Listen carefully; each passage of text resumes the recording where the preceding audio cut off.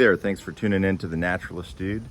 Today I'm going to just share a couple of tips about transplanting Maximilian sunflower and about transplanting native plants in general.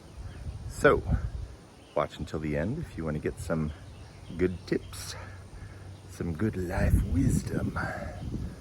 Usually it's as simple as coming in with a trowel or a shovel or something. And all I'm doing here is I'm anticipating that this rhizome is running from this side here. And I'm just cutting down. And I'm just kind of lifting the soil, and I'm going to come down on the other side. Right here. You can see there's even more little ones. And I'm not too worried about getting, a ton of the root. Oftentimes, if you just have a little piece of it, that works well. This here, I think, this thing that I'm hitting, which I thought was a rock,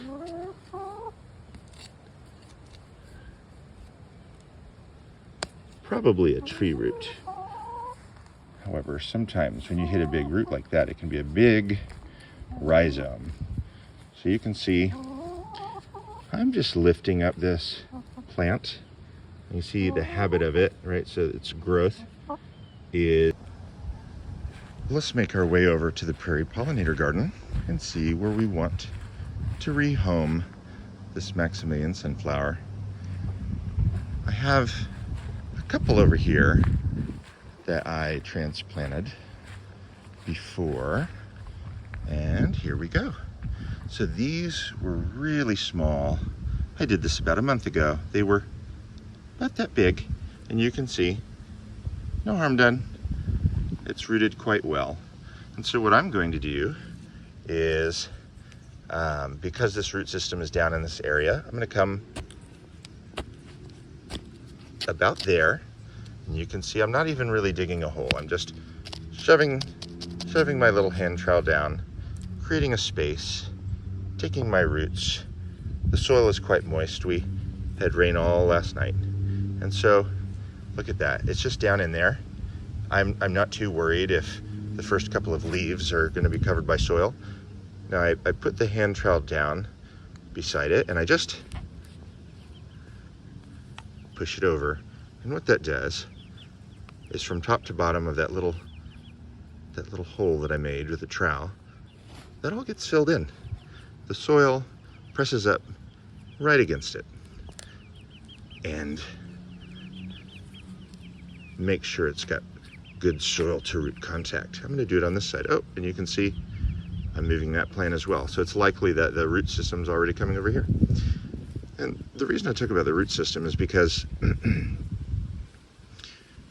lot of the times plants that are related will benefit one another when the root systems are close to one another or touching. But you have to be careful though, sometimes that's not the case. But in this case, I know it to be true. The plant does quite well in clusters. And there you have it. One little transplant from a patch that was growing in an undesired area. And now it's been put back to good use, transplanted into the prairie garden. I've got a lot of native blazing star here, and little blue stem, and I don't know the name of it really. It's Muhlenbergia lindheimeri, but I don't know the common name for it.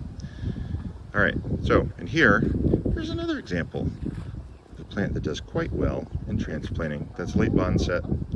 So if you're ever out in the woods and or in a pasture somewhere, or even alongside the road, and you come across a late boncet, that's really wonderful. Bees absolutely love that one. And look at that one from last year. It's doing quite well. Thanks for tuning in to The Naturalist Dude. I hope you enjoyed this quick section on transplanting the Maximilian sunflower. And I hope that gives you a little bit of encouragement if you're worried about caring for plants or plants dying in your custody.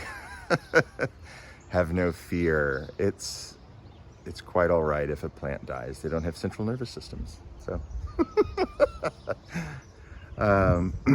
So yes, don't be afraid next time you find a desirable plant in your garden or on your property that you want to transplant. Just go for it.